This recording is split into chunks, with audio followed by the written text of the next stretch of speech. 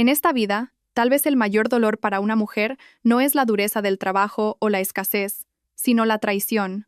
Es ese momento en que el hombre por el que sacrificaste tu juventud, por quien pusiste toda tu alma para construir su carrera, te da la espalda sin piedad, y te desecha como un objeto viejo para regodearse con una nueva figura.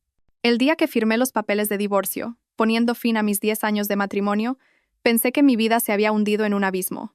Pero nunca imaginé que, desde ese mismo abismo del abandono, desde la ruinosa casa de pueblo que él me arrojó como limosna, un secreto trascendental comenzaría a revelarse. Un secreto que cambiaría mi destino para siempre.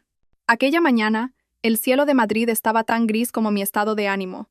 Estaba sentada, inmóvil, en el costoso sofá de diseño de la villa que yo misma había proyectado hasta el último rincón. Frente a mí, sobre la mesa de centro de madera de nogal, yacían los papeles del divorcio. Mi marido, no mi exmarido, Javier, estaba de pie con los brazos cruzados, su mirada fría y desprovista de toda emoción. A su lado, su joven secretaria, Laura, se acurrucaba contra él. Sus ojos brillaban con lágrimas fingidas, pero sus labios no podían ocultar una sonrisa de victoria. Firma ya, dijo Javier con una voz seca y cruel. Es mejor que esto termine rápido. No quiero más complicaciones. Sentí un nudo amargo en la garganta. 10 años. 10 años a su lado. Desde que era un simple ingeniero de construcción sin un euro en el bolsillo hasta convertirse en el director de una gran constructora. Yo había renunciado a mi prometedora carrera como diseñadora de interiores en su apogeo para convertirme en su apoyo en la sombra. Utilicé todos los contactos que mi padre me había dejado para conseguirle sus primeros contratos. Pasé innumerables noches en vela a su lado, perfeccionando planos y buscando financiación por todas partes. Y ahora, cuando él lo tenía todo estatus, dinero, la primera persona a la que desechaba era a mí. ¿Cómo se repartirán nuestros bienes?, pregunté, con la voz temblorosa. No era por codicia, sino para ver hasta dónde podía llegar su crueldad. Javier soltó una risa despectiva. ¿Repartir? ¿Con qué derecho exiges tú nada? Esta villa, la empresa, todo lo he construido yo. Legalmente, es mi patrimonio personal. Tú llevas 10 años en casa sin hacer nada, viviendo de mí. ¿Acaso has ganado un solo céntimo? Mentía. Era una mentira descarada y brutal, pero sabía que discutir era inútil. Lo tenía todo planeado. Aún así dijo, fingiendo generosidad, no soy tan desalmado. Te daré la vieja casa de mis padres en el pueblo. De todos modos, está abandonada. Considéralo el último gesto de afecto que te dedico. La ruinosa casa de sus padres en el pueblo. Escuché sus palabras y un zumbido llenó mis oídos. Había estado allí un par de veces. Era una vieja casa de piedra, con el tejado de tejas rotas y las paredes carcomidas por la humedad, aislada al final del pueblo. Había estado abandonada desde la muerte de sus padres. No valía nada. Me estaba despojando de todos los bienes gananciales que legítimamente me correspondían para arrojarme un montón de escombros y llamarlo afecto. Laura, a su lado, ya no fingía llorar. Hizo una mueca y añadió, Javier, eres demasiado bueno. Esa casa no valdrá casi nada si la vende. Pero bueno, mejor eso que nada. Al menos tendrá un techo bajo el que meterse y no acabará en la calle. La humillación superó todos mis límites. Las lágrimas brotaron sin control, cayendo sobre los papeles del divorcio, pero sabía que llorar o suplicar era en vano. El corazón de aquel hombre ya no me pertenecía. Tomé el bolígrafo, con la mano temblando, y firmé. Una sola firma que borraba 10 años de juventud, 10 años de sacrificio. Apenas hube firmado, no me concedieron ni un segundo más. Javier llamó a la empleada del hogar, le lanzó una maleta vacía y ordenó. Mete ahí sus cosas, solo la ropa, el resto pertenece a esta casa. Me echaron de mi propio hogar con una sola maleta, como a una mendiga. Mientras salía tambaleándome por la puerta, me volví y vi a Javier y Laura abrazados, riendo felices. Celebraban su victoria, una victoria construida sobre mi dolor.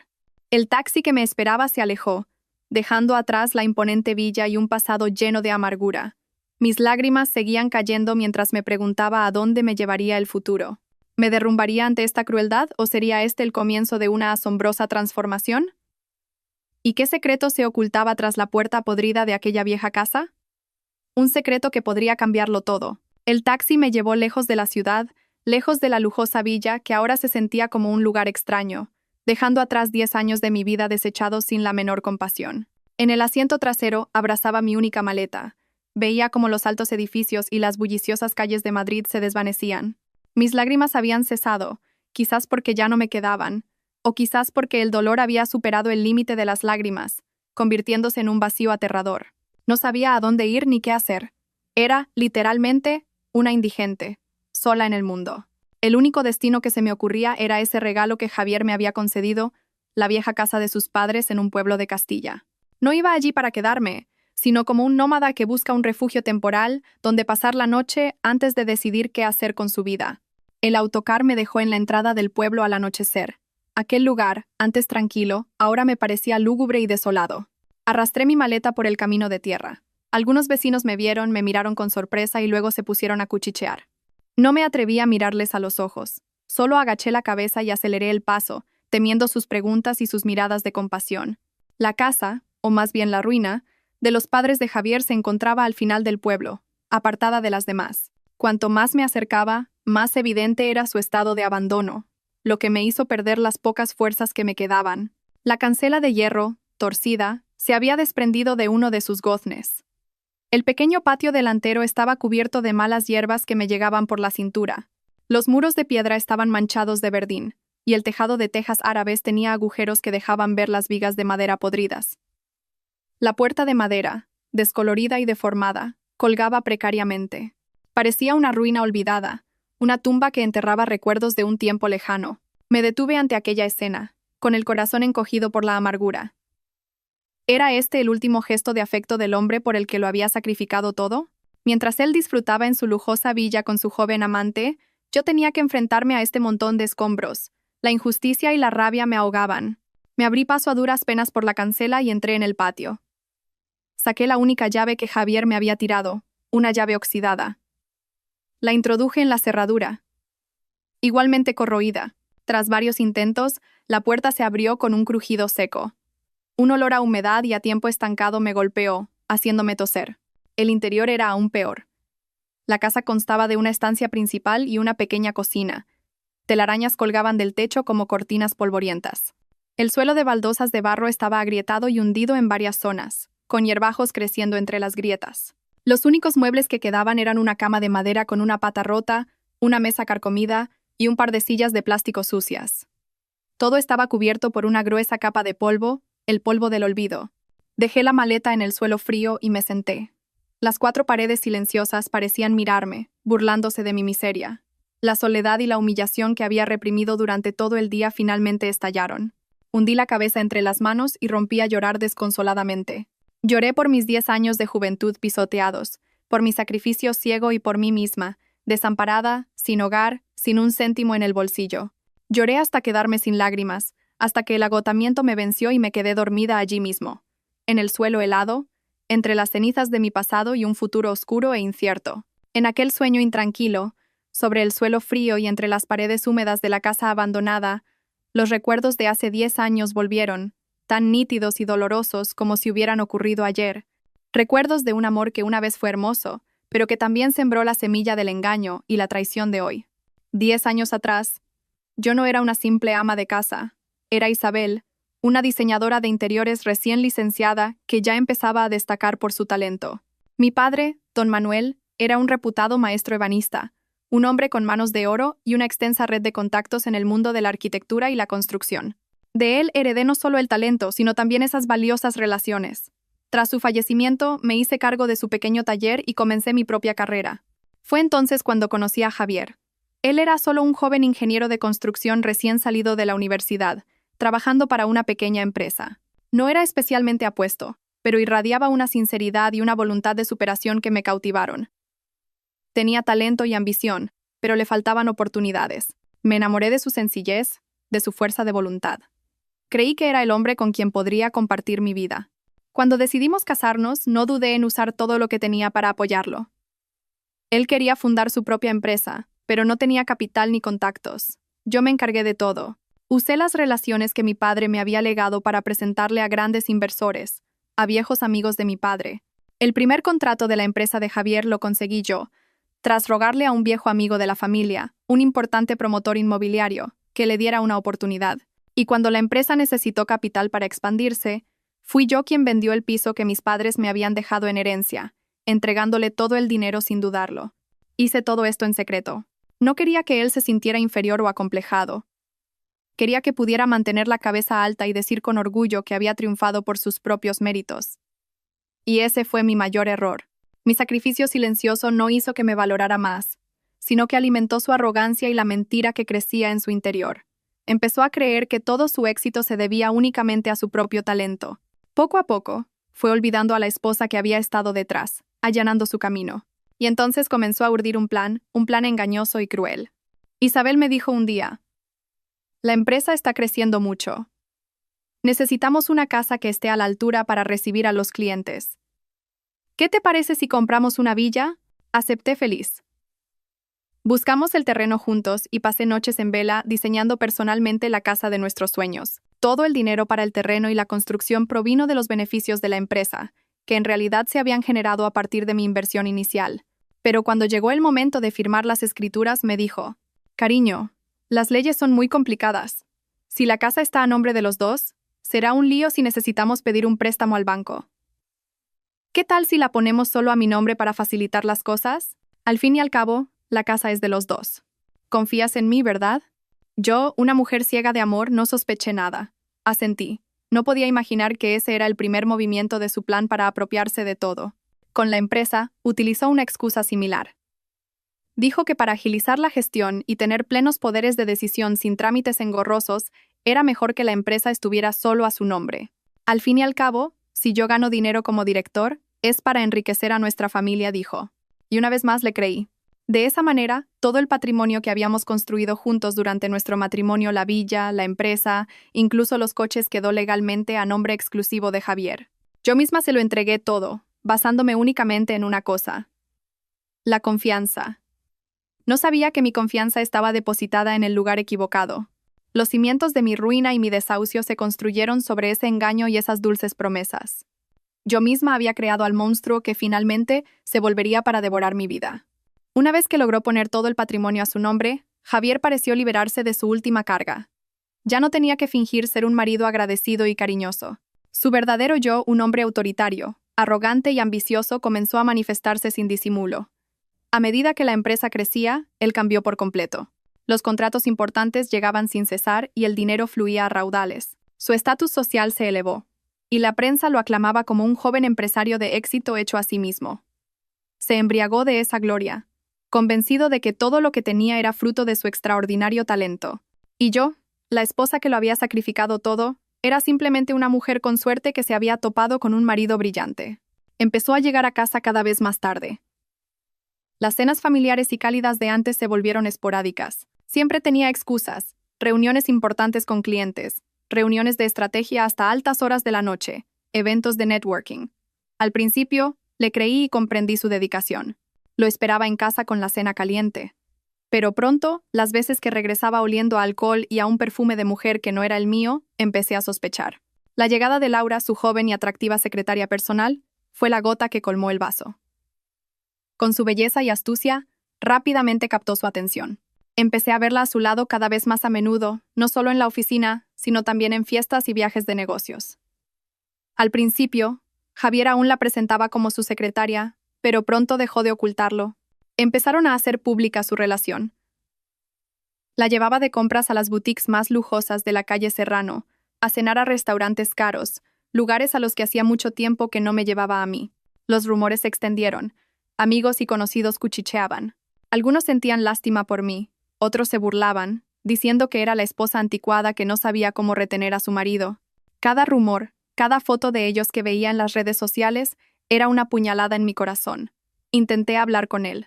Lloré, le supliqué que recordara nuestros 10 años de matrimonio, pero su respuesta ya no fue el remordimiento, sino una frialdad cruel.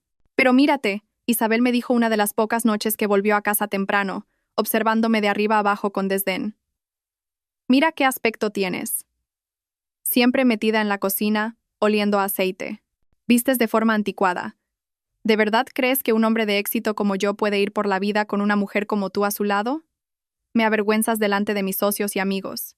Cada una de sus palabras fue como una bofetada, así que mi sacrificio, mi decisión de quedarme en un segundo plano para que él pudiera brillar, se había convertido a sus ojos en algo anticuado y vergonzoso. No solo me había traicionado, sino que ahora me despreciaba y me humillaba. «Laura es diferente», continuó, con un tono de orgullo. «Es joven, guapa, dinámica, me entiende, sabe cómo hacerme feliz. Con ella siento que vivo de verdad. Contigo solo siento agobio y aburrimiento. Ya no quedaba ni un ápice de afecto en él. Me comparaba abiertamente con su amante, hundiéndome en el pozo de la inseguridad. Y entonces lanzó su ultimátum. Divorciémonos. Ya no siento nada por ti. Seguir juntos solo nos hará sufrir a los dos. Me presionó de todas las formas posibles para que aceptara un divorcio rápido. Dejó de venir a casa y se mudó abiertamente con Laura. Cortó todos mis gastos, dejándome sola en aquella fría villa. Quería usar la soledad y las dificultades económicas para doblegarme, para que firmara los papeles sin exigir nada. Y al final, tuve que ceder. No porque hubiera dejado de amarlo, sino porque estaba demasiado cansada, demasiado herida. Ya no quería aferrarme a un hombre que no me pertenecía. Firmé los papeles con el corazón roto y un futuro incierto.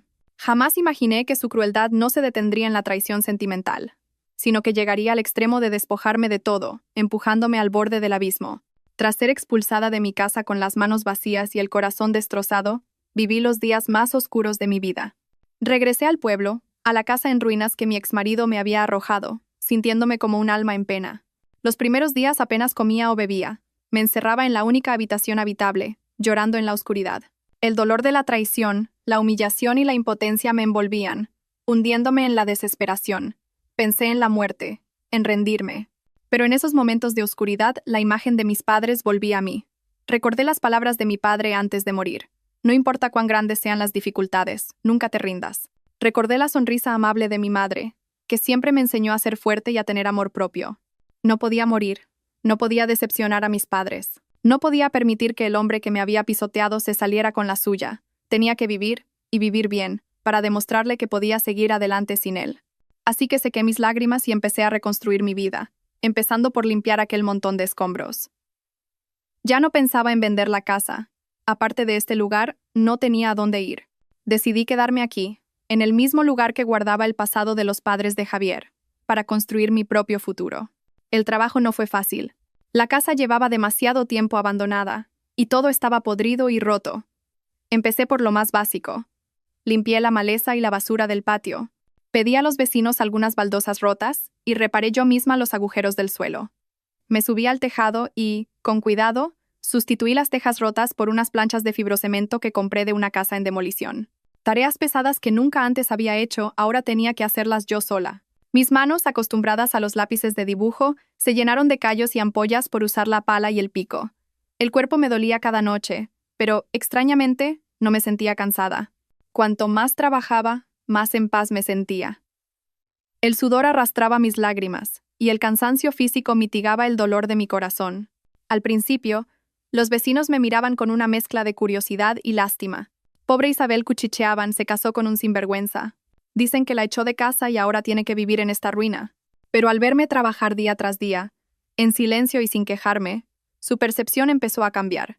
Algunos vecinos amables me traían verduras de su huerto o un poco de pescado. Un anciano del pueblo, al verme luchar sola, envió a su hijo para que me ayudara a arreglar la puerta rota. La calidez de la comunidad empezó a sanar mi corazón helado. Me di cuenta de que, aunque había perdido una familia, no estaba sola. Después de casi un mes de trabajo agotador, la casa en ruinas finalmente recuperó la apariencia de un lugar habitable. Aunque seguía siendo modesta, al menos estaba limpia, y ya no se caía a pedazos. Pinté las paredes yo misma y planté un pequeño huerto en el patio. Por la noche, cuando encendía la única bombilla de la casa, iluminando un rincón acogedor, sentía una paz extraña. Esta era mi casa, construida con mi propio sudor y lágrimas. Era pequeña, pero me daba una sensación de seguridad y libertad que la lujosa villa nunca me proporcionó. Esos días de limpieza no solo sirvieron para adecentar una casa, sino también para limpiar mi alma, para enfrentarme al pasado y seguir adelante. Y nunca imaginé que, en ese proceso, entre las ruinas del ayer, estaba a punto de descubrir un secreto, un rayo de luz que prometía cambiar por completo mi oscuro futuro. Después de casi un mes luchando con palas, picos y pintura, la vieja casa en ruinas finalmente lucía un aspecto renovado. Aunque humilde, era un refugio limpio y acogedor. Había limpiado cada rincón, desde la estancia principal hasta la cocina y el pequeño patio. La última tarea que quedaba era ordenar una pequeña habitación trasera que mi suegro solía usar como taller de carpintería. Era el lugar que más tiempo llevaba abandonado, y por tanto, el más desordenado y húmedo. Cuando empujé la puerta de madera deformada, Un olor característico a madera podrida, serrín y pintura vieja me invadió. La habitación no era grande, pero estaba llena de las viejas herramientas de un carpintero, un banco de trabajo con una pata rota, cinceles y sierras oxidadas esparcidas por el suelo. En un rincón, varios tablones de madera estaban apilados, cubiertos de polvo y telarañas. Suspiré. Me esperaba otra tarea ardua. Comencé a limpiar, quitando primero las telarañas del techo y recogiendo las herramientas inservibles. Era un trabajo sucio y polvoriento. Mientras movía los pesados tablones de madera hacia el patio, algo inusual llamó mi atención. Era una sección de la pared en el rincón más oscuro, detrás de la pila de madera que acababa de quitar. Mientras las otras 3 paredes eran de toscos bloques de hormigón, esta sección, de poco más de 1 metro cuadrado, estaba construida con ladrillos macizos de un color rojizo, de aspecto mucho más nuevo. No solo el material era diferente, sino también la forma en que estaban colocados. Los ladrillos estaban perfectamente alineados, pero la argamasa entre ellos era muy fina, casi inexistente en algunos puntos, como si simplemente estuvieran apilados de forma provisional. Parecía un remiendo extraño y fuera de lugar. Mi curiosidad de diseñadora se despertó. ¿Por qué había una pared así? Quizás esa parte se había derrumbado y la habían reparado. Pero, de ser así, ¿por qué usar un material diferente y de una forma tan descuidada? Mi instinto me decía que algo no encajaba.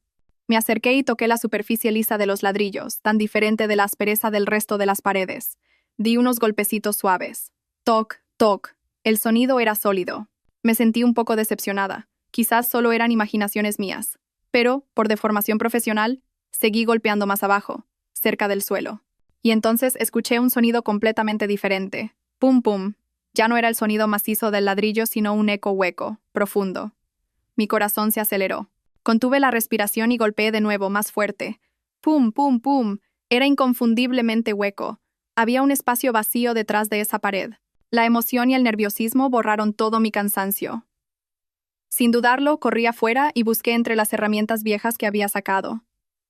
Por suerte, encontré un pequeño mazo, oxidado pero todavía sólido.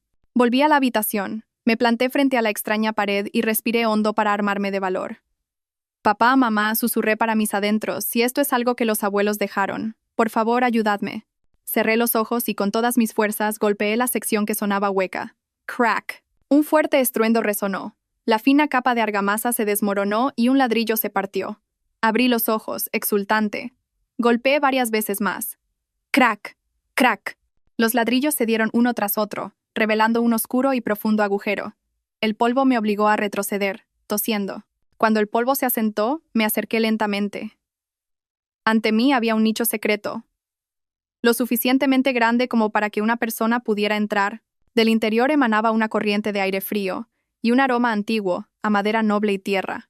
Un olor misterioso que nunca antes había percibido. Mi corazón latía desbocado.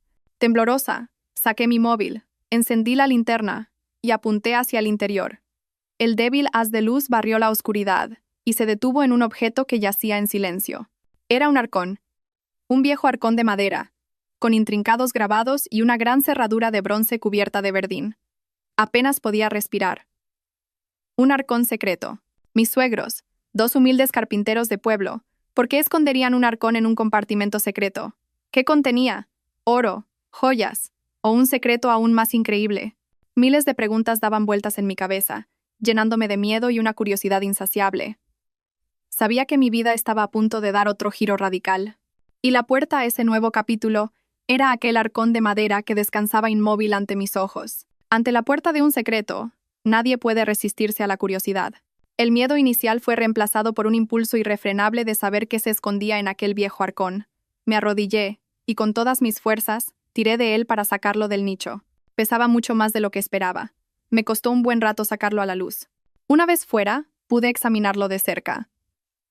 Estaba hecho de una madera oscura con una veta preciosa. A pesar del polvo del tiempo, su elegancia era innegable. Estaba decorado con tallas increíblemente detalladas de motivos florales y geométricos. Como diseñadora, reconocí de inmediato que era una obra maestra artesanal, no un producto industrial. Sin duda, era una antigüedad de gran valor. Pero, ¿cómo abrirlo? La cerradura de bronce estaba oxidada y, por supuesto, no tenía la llave. Miré a mi alrededor y mis ojos se posaron de nuevo en el mazo. Ya no dudé. El secreto estaba al alcance de mi mano. Apunté al centro de la cerradura y golpeé con fuerza. ¡Clang! El metal antiguo se partió en dos. El corazón me iba a estallar. Lentamente, levanté la pesada tapa del arcón, que se abrió con un crujido fantasmagórico. Lo primero que vi no fueron joyas ni oro, sino decenas de cuadernos con tapas de cuero descolorido y papel amarillento, cuidadosamente ordenados. A su lado había una caja de madera más pequeña, aún más exquisitamente tallada. Tomé uno de los cuadernos. La caligrafía, aunque algo borrosa, era clara y elegante. Reconocí al instante la letra de mi suegro, don Antonio. Eran sus diarios de trabajo. Me sumergí en un mundo de arte, refinamiento y pasión. Dentro, no había relatos personales, sino todo el conocimiento y los secretos de una vida dedicada a la ebanistería. Describía meticulosamente cómo seleccionar cada tipo de madera, desde el castaño y el cerezo hasta maderas más exóticas. Dibujaba los diferentes tipos de veta, anotando cómo distinguir la madera auténtica, cómo tratarla para evitar la carcoma y las deformaciones. La segunda parte de los cuadernos era aún más asombrosa. Cientos de bocetos a mano de muebles de estilo castellano, desde mesas y sillas hasta arcones y retablos, todos con diseños únicos que, aunque tradicionales, mostraban una creatividad y originalidad extraordinarias. Como diseñadora, quedé atónita ante su talento. Si se llevaran a cabo, esos diseños serían obras maestras. Sentada en el suelo frío, perdí la noción del tiempo, devorando cada cuaderno. Comprendí entonces que mi suegro, a quien siempre había considerado un simple carpintero de pueblo, era en realidad un artista de un talento inmenso, un maestro de la madera. Pero, ¿por qué nadie conocía su talento? ¿Por qué había vivido una vida de dificultades y pobreza? Abrí la pequeña caja de madera. Dentro solo había unas pocas fotos en blanco y negro y una vieja medalla militar. En una de las fotos aparecía un joven con uniforme, con un rostro amable pero una mirada firme. Era mi suegro de joven. De repente, lo entendí todo. Había dedicado su juventud a servir a su país. Cuando regresó, los tiempos habían cambiado. La artesanía tradicional ya no se valoraba. Tuvo que dejar de lado su pasión para convertirse en un agricultor y carpintero corriente, para sacar adelante a su familia. Y todo su talento, toda su alma, había quedado encerrado en este arcón, en este escondite secreto, junto con sus sueños incumplidos. Abracé los cuadernos y las lágrimas cayeron. Lloraba por él, por un talento olvidado, enterrado por los vaivenes de la historia. Este era un legado de un valor incalculable, mucho más precioso que cualquier tesoro. En mi interior, nació una determinación. No permitiría que este legado se perdiera de nuevo. Haría algo para que su talento y sus obras renacieran y fueran conocidos por el mundo. Pensé que ya había encontrado el mayor de los tesoros, pero estaba equivocada. La sorpresa más grande, el secreto que lo cambiaría todo, todavía me esperaba en el fondo del arcón. Mientras colocaba con cuidado los cuadernos, mis dedos tocaron algo plano y rígido escondido entre los últimos volúmenes. Era un sobre amarillento, sellado con cera. Mi corazón volvió a latir con fuerza. Con mucho cuidado lo abrí. Dentro había una sola hoja de papel doblada. Al desdoblarla, reconocí la letra de mi suegro. Era una carta dirigida a mí. Querida Isabel, mi nuera. Al leer la primera línea se me llenaron los ojos de lágrimas. Cuando leas estas líneas, yo ya no estaré en este mundo. No estés triste. Sé que eres una joven fuerte y de buen corazón.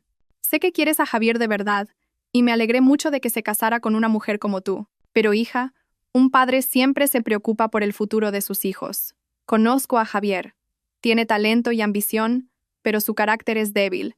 Se deja llevar fácilmente por las tentaciones. He dedicado mi vida a tallar la madera, pero no he sido capaz de moldear el carácter de mi hijo. Ese es mi mayor tormento. Estos cuadernos son toda mi vida. Sé que tú también eres diseñadora y entenderás su valor. Guárdalos como un recuerdo de mi sueño inacabado. Pero, Isabel, el verdadero legado que quiero dejaros no está en este arcón. Me detuve. ¿No estaba en el arcón? ¿Dónde, entonces? Seguí leyendo, con el corazón en un puño. El mayor tesoro está a tu alrededor. Está en el valor de esta misma casa. Usa tus conocimientos, tu ojo de diseñadora, para observarla de nuevo. Y lo entenderás. No pude daros una vida de lujos, pero os he dejado los cimientos más sólidos que existen. Usadlos con sabiduría. Y recuerda, pase lo que pase, nunca pierdas tu dignidad y tu integridad. Con cariño, tu suegro. La carta terminaba ahí, dejándome en un estado de confusión y curiosidad extremas. ¿El valor de la casa? ¿Cimientos sólidos? ¿A qué se refería? Esta casa no era más que una ruina. Guardé la carta y salí del taller. Empecé a examinar la casa, pero esta vez con la mirada analítica de una profesional. Empecé por la estancia principal. Golpeé las vigas de madera que sostenían el tejado. Estaban cubiertas por una pintura marrón oscura y desconchada que dejaba ver una madera grisácea y polvorienta. Parecían simples vigas de pino. Miré el entramado de cabrios del techo. Lo mismo, viejos y cubiertos de telarañas. Revisé los marcos de las ventanas, la puerta principal. Todo parecía viejo y podrido. Suspiré, pensando que me había hecho ilusiones. Pero justo cuando iba a rendirme, un pequeño detalle captó mi atención. En una de las columnas centrales, en un rincón cerca del suelo, la pintura se había desprendido en un trozo más grande. La madera que quedaba al descubierto, una vez que limpié el polvo, tenía un color y una veta completamente diferentes. No era grisácea, sino de un tono pardo rojizo, profundo y cálido. Y las vetas no eran rectas, sino que se entrelazaban formando figuras caprichosas, como nubes o remolinos. El corazón se me detuvo. Había leído sobre ese tipo de veta en alguna parte.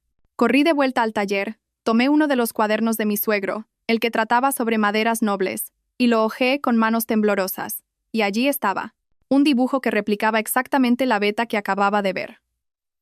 Debajo, una anotación de mi suegro.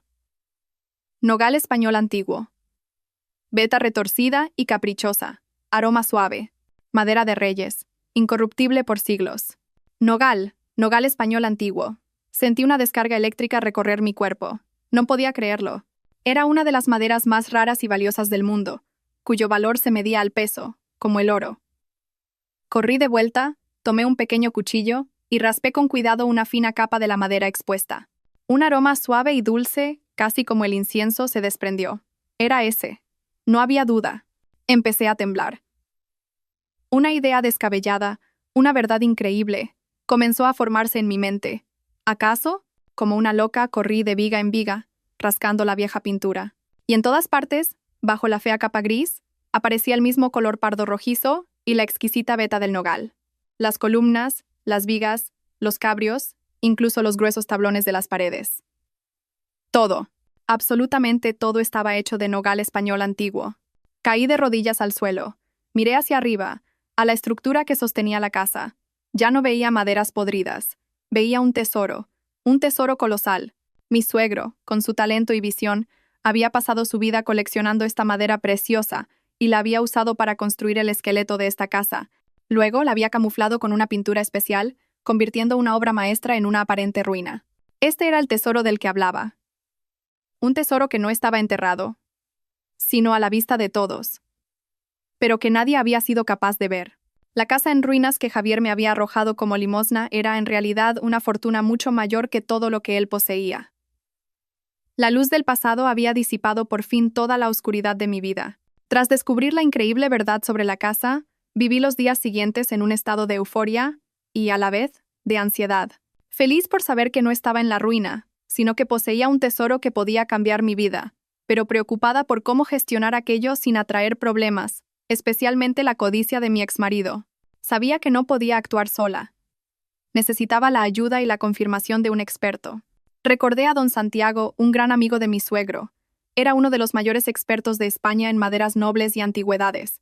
Cuando le llamé y me presenté como la nuera de don Antonio, se alegró enormemente. Al contarle mi situación, no dudó un instante. «No te preocupes, Isabel. Mañana mismo voy al pueblo a verte». Al día siguiente, un elegante coche se detuvo frente a mi ruina. Don Santiago bajó, un hombre de aspecto sencillo, pero con una mirada inteligente y distinguida. «Hija, ¿cuánto has debido de sufrir?», dijo con afecto. Le invité a pasar. Al principio, no pareció notar nada especial en la estructura de madera, pero cuando le llevé a la columna donde había hecho el descubrimiento y le mostré la veta de nogal bajo la pintura, su expresión cambió. Se puso las gafas, se acercó y examinó la madera con una concentración absoluta. La tocó, la olió, y su rostro pasó del asombro a la incredulidad total. «Dios mío, Isabel», exclamó, con la voz temblorosa por la emoción. «¿Sabes dónde estás viviendo?» «Creo que es nogal, ¿verdad?», asentí, temblando. «No es solo nogal», casi gritó. «Es nogal español antiguo de la mejor calidad, todo corazón, sin una pizca de albura. Mira estas vetas. Es el tipo de madera que se usaba para los palacios reales. 1 kilo de esto vale una fortuna en el mercado. Y toda la estructura de la casa. Se quedó sin palabras, haciendo cálculos mentales y negando con la cabeza. No puedo creerlo. Tu suegro era un genio visionario. Esto no es una casa, es una obra de arte, un tesoro de valor incalculable. Me miró seriamente. Hija, si calculamos el valor de la madera, esta propiedad podría valer, como mínimo, 5 millones de euros. 5 millones. La cifra me golpeó como un rayo. Tuve que apoyarme en una columna para no caer. La casa que mi exmarido me había despreciado como limosna valía una fortuna. Una noticia así no podía mantenerse en secreto por mucho tiempo. Don Santiago, emocionado, llamó a varios amigos coleccionistas. En pocos días, el rumor sobre una casa tesoro en un pueblo remoto de Castilla se extendió como la pólvora. Pronto, los periodistas llegaron, y cuando las primeras imágenes de las vigas de nogal, con la pintura raspada, se publicaron en Internet, se desató un auténtico terremoto mediático. Mi tranquilo pueblo se llenó de coches de lujo. Eran millonarios, coleccionistas y anticuarios de todo el país. Venían a admirar y, sobre todo, a hacer ofertas. Señorita Isabel, le ofrezco 2 millones de euros ahora mismo. 2 millones es una miseria. Yo le doy 3, al contado, 4 millones. Trato cerrado si acepta hoy. De la noche a la mañana, pasé de ser una mujer abandonada a una millonaria, cortejada por todos. Mi vida había dado un vuelco espectacular, y sabía que este terremoto no tardaría en llegar a oídos de Javier y Laura. Entonces, el verdadero espectáculo, la confrontación que tanto esperaba, estaría a punto de comenzar. La noticia de un tesoro de 5 millones de euros se propagó a la velocidad del rayo, llegando finalmente a oídos de las dos personas que más ansiaba que la escucharan. Javier y Laura. En ese momento, ellos disfrutaban de su vida perfecta. Javier había instalado oficialmente a Laura en la villa y daban fiestas lujosas, presumiendo de su éxito y su amor verdadero. Estaban en la cima de su arrogancia, sin saber que una catástrofe estaba a punto de destruir su falso paraíso. Laura fue la primera en enterarse a través de un grupo de amigas en redes sociales. Oye, tía, ¿a la ex de tu novio le ha tocado la lotería? Dicen que ahora es multimillonaria. Le escribieron adjuntando un enlace. Laura se rió pensando que era una noticia falsa. ¿Qué va?, respondió. Esa pringada estará llorando en su posilga del pueblo. Pero la curiosidad la venció y abrió el enlace. Lo que leyó le congeló la sonrisa. El artículo, lleno de fotos y entrevistas a expertos, mostraba la familiar casa en ruinas, pero su interior revelaba unas espectaculares vigas de nogal. Y allí estaba yo, Isabel, ya no como una mujer desdichada, sino como una propietaria segura de sí misma, hablando con la prensa. La cifra 5 millones de euros destacaba en negrita, como un martillazo en sus ojos. No puede ser, tartamudeó, dejando caer el móvil. Corrió a buscar a Javier, que aún dormía. Javier, despierta. Ha pasado algo terrible. ¿Qué pasa? Deja dormir, gruñó él. Dormir, dice, le gritó ella, mostrándole el móvil. Mira lo que ha hecho tu exmujer. La casa en ruinas que le diste es un tesoro de 5 millones. Javier miró la pantalla, incrédulo. Pero al ver las fotos, las cifras, las confirmaciones de los expertos, su rostro palideció. Nogal antiguo, murmuró, con la voz quebrada. Recordó vagamente a su padre trabajando con unas maderas oscuras de aroma peculiar, diciendo que era madera de reyes. Pero siempre pensó que la casa estaba hecha de simple pino. Nunca imaginó que su padre, aquel carpintero silencioso, había creado semejante obra maestra, y su primer sentimiento no fue de orgullo, sino de una rabia y un arrepentimiento feroces. 5 millones. Esa cifra danzaba en su cabeza. Podría haber sido suya. Estuvo en sus manos. Pero él mismo, por su estupidez y arrogancia, se la había regalado a la mujer que acababa de abandonar. No podía haber una ironía más cruel. No podemos permitirlo, rugió Javier, la codicia apoderándose de él. Esa casa era de mis padres. Es patrimonio de mi familia. Esa zorra no tiene derecho a quedarse con todo. Tengo que recuperarla. Laura, recuperada del shock, se unió a él. Claro que sí, cariño. Es nuestra. Esa mujer no es más que una advenediza. Volvamos al pueblo ahora mismo. Le diremos a todo el mundo que está intentando robar la herencia familiar. La avaricia los había cegado. Olvidaron que ellos me habían echado, que Javier había firmado los papeles. En sus mentes solo existían esos 5 millones y la determinación de recuperarlos. Sin pensarlo 2 veces, hicieron las maletas y salieron disparados hacia el pueblo, no como personas arrepentidas, sino como depredadores que van a reclamar su presa. No sabían que ese viaje solo les traería más humillación y vergüenza. La llegada de Javier y Laura al pueblo llevó la tensión al máximo.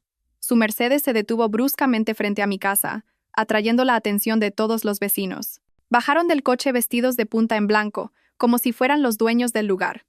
En ese momento, yo estaba dentro hablando con don Santiago y otros visitantes. Al verlos entrar de esa manera tan prepotente, no me sorprendí. Sabía que este día llegaría.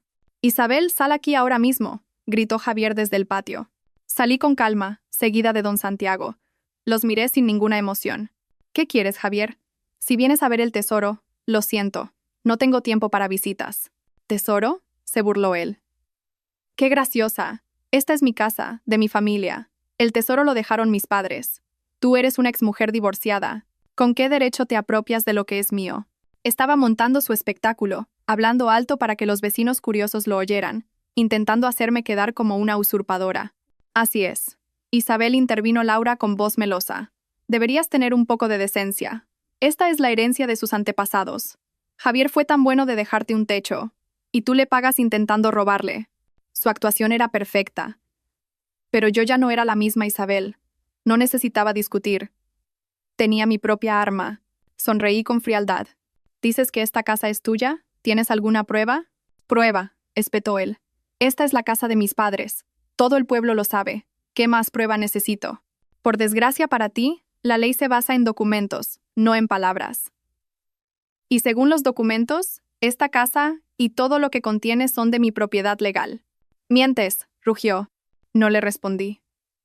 Hice una seña a don Santiago que, como habíamos preparado, sacó una carpeta y se la entregó a Javier. «Señor, cálmese y lea esto con atención. Es la documentación legal de la propiedad». Javier tomó la carpeta con manos temblorosas. La primera página era la escritura de la propiedad.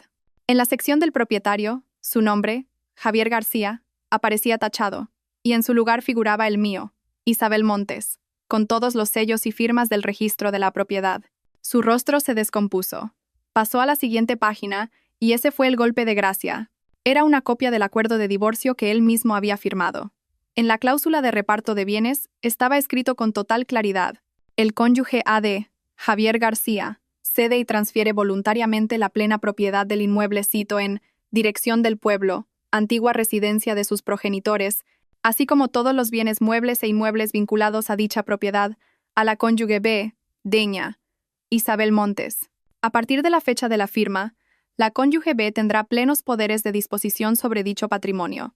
Y debajo, inconfundible, estaba su firma. La carpeta se le cayó de las manos. Se tambaleó, pálido como un fantasma. Recordó que, en su euforia por deshacerse de mí y quedarse con la villa y la empresa, ni siquiera se había molestado en leer los detalles de ese acuerdo. Había considerado la casa del pueblo como basura, y la había cedido con arrogancia para parecer generoso. Había firmado felizmente, sin imaginar que ese gesto de desprecio era, legalmente, un contrato de cesión de bienes. Él mismo, de forma voluntaria, me había regalado un tesoro de 5 millones de euros. «¡No! ¡Es una trampa! ¡Me tendiste una trampa!», gritó, desesperado. Lo miré con frialdad. «¿Una trampa? No. Simplemente anticipé tu codicia y tu estupidez. Tú mismo entraste en ella. Tú mismo firmaste. Solo puedes culparte a ti mismo, Javier». La batalla legal había terminado. Había perdido. Derrotado por su propia arrogancia, por su soberbia y su avaricia sin límites. Tras la humillante derrota legal, Javier y Laura tuvieron que marcharse del pueblo bajo las miradas de desprecio y las risas de los vecinos. El golpe para Javier fue devastador. Perder 5 millones por su propia estupidez fue más doloroso que perder su honor. Se hundió en la amargura y el alcohol, encerrándose en casa para maldecir su suerte, a mí, e incluso a sus padres por haberle dejado aquella bomba de relojería. Su carácter se agrió, pasando de ser un director de éxito a un borracho irascible. Y fue entonces cuando Laura, la mujer por la que lo había dejado todo, mostró su verdadera cara. Al ver que su presa ya no tenía valor, la zorra astuta planeó su huida, pero no sin antes llevarse los últimos despojos. Dejó de ser la amante dulce y comprensiva y empezó a reprocharle su fracaso. «¡Eres un inútil! ¡Perdiste una fortuna por idiota!», le gritaba. Mientras Javier se ahogaba en alcohol, Laura actuó en secreto. Sabía que la empresa, aunque en declive, aún tenía contratos y proyectos valiosos.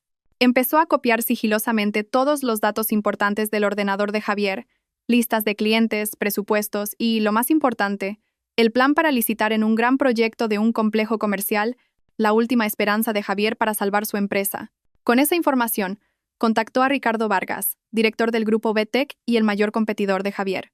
Le vendió todos los secretos comerciales a cambio de una suma considerable de dinero y un puesto en su empresa. No contenta con eso, se convirtió rápidamente en la amante de Vargas. Una vez asegurado su futuro, dio el golpe final. Convenció a un Javier hundido y confiado para que transfiriera todo el dinero que le quedaba en su cuenta personal a una cuenta conjunta. Ciego por la desesperación, Javier lo hizo sin dudar. Y entonces llegó la tragedia. Una mañana, Javier se despertó solo en la villa vacía. Laura había desaparecido. Su ropa, sus joyas, el coche que le había comprado. Todo se había esfumado. Horrorizado, comprobó la cuenta bancaria. Estaba a cero. Su teléfono estaba apagado. Justo en ese momento, sonó el timbre. No era Laura. Eran unos cobradores de deudas. La hipoteca de esta casa no se ha pagado. Tienes 24 horas para desalojar. Javier se quedó petrificado. Había sido engañado y desplumado por la misma mujer por la que había traicionado a su esposa. Lo había perdido todo: la casa, el dinero, su amante. Se había convertido en un auténtico indigente, en una situación mucho peor que la mía un año atrás. El karma, a veces, golpea por partida doble. La caída de Javier no se detuvo ahí. La traición de Laura tuvo consecuencias catastróficas para su carrera.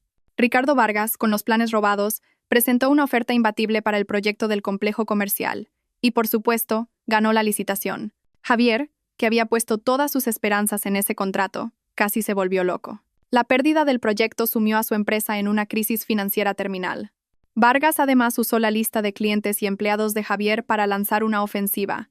Ofreció mejores salarios a sus ingenieros clave y grandes descuentos a sus clientes más importantes. Se produjo una desbandada masiva.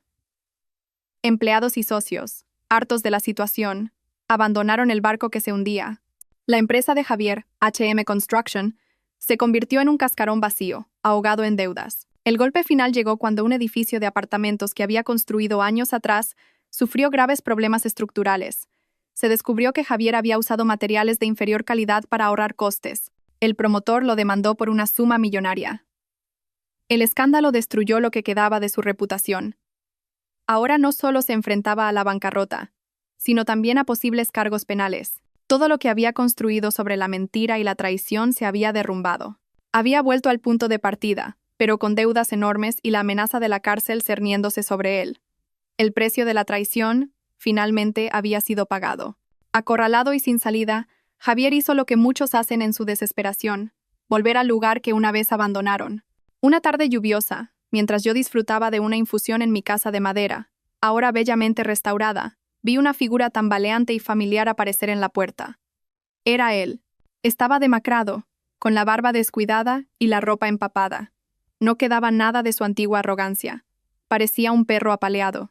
Se quedó bajo la lluvia, mirándome con ojos suplicantes.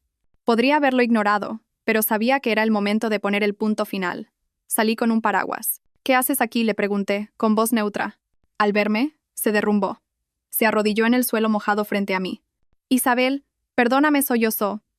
«Sé que es tarde, pero te lo ruego. Cometí un error. Estaba ciego de ambición. Ahora sé que sin ti no soy nada. ¿Podemos empezar de nuevo? Te juro que cambiaré. Solo te necesito a ti». Sus lágrimas se mezclaban con la lluvia. Si hubiera sido la Isabel de un año atrás, quizás me habría conmovido. Pero ya no.